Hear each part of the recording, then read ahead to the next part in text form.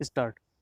सभापति महोदय, किसानों की उपज की आप ना अधिक कीमत दे सकते हैं, ना अधिक उपजाने के लिए जो साधन देश में उपलब्ध हैं उनकी तरफ आपका ध्यान जा रहा है। जो कुछ आप कर रहे हैं उससे कोई अच्छा भविष्य नज़र नहीं आ रहा है। मैं यही कहना चाहता हूं कि आप देखें कि आपके कार्यक्रम में कहाँ त्रुटि है, कहाँ कमी है। आपने कर लगा रखे हैं, आपने जो कर लगाए हैं वे तो लगाए ही हैं। हमारे प्रदेश में तो ज़मीन पर 25% ज़्यादा कर भी लगा दिया गया है। इतना बोझ अगर किसान पर होगा तो उसकी कमर टूट जाएगी। वह पहले से टूटी जा रही है, लेकिन वे इन करों को देने के लिए भी तैयार हैं यदि आप उस तरह के साधन उन किसानों के लिए तैयार करें। हमारे उत्तर प्रदेश के कुछ ज़िले हैं, पूर्वी ज़िले हैं, जहां पर बहुत बुरी स्थिति है। हमारे सदन के एक सदस्य ने रो रो कर आपको यह बताया था कि वहां लोगों को 2 रुपये मजदूरी में मिलता है।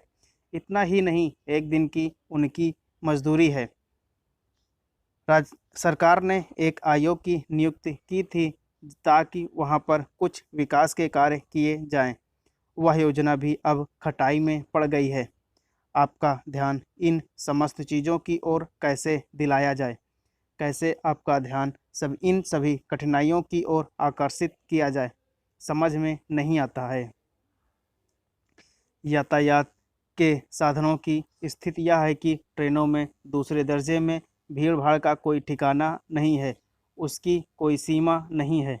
हर रोज़ ऐसा मालूम पड़ता है कि कोई मेला चल रहा है। आपके पास अच्छे इंजन हैं, अच्छी गति वाले इंजन हैं, अच्छी भी लाइन भी अच्छी है, तो क्यों नहीं दूसरे दर्जे के अधिक डिब्बे लगाए जाते हैं। लोगों को कुछ सुविधा मिल जाए, वह काम नहीं किया जा रहा है। आपको किसान की, देहात में रहने वाले आदमी की, मजदूर की परवाह नहीं है, जो समस्त कठिनाइयों को झेलता है। आपके सारे कार्यक्रम को पूरा करने में उसमें कहाँ से शक्ति आएगी, कैसे वे अधिक अन्न उपजाकर आपको दे सकेंगे। आप इन सब पर सोच विचार करें। आपने बड़े बड़े फार्म बना दिए हैं, क्या उन्हें आपके फार्म से कोई लाभ मिल रहा है?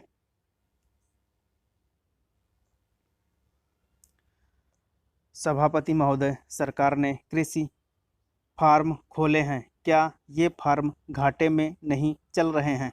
अगर सारे खर्च जोड़ दिए जाएं, बड़े बड़े अधिकारियों के वेतन जोड़ दिए जाएं तो पता चलेगा कि सारे ये कृषि फार्म घाटे में चल रहे हैं। क्या इसी तरह से आप सारे किसानों को घाटे पर खेती करने के लिए मजबूर करेंगे? जिस क्षेत्र से मैं आता हूं, वहां एक पुल बना है। मैंने 10 वर्ष तक अपनी विधानसभा में इस पुल के लिए कोशिश की है।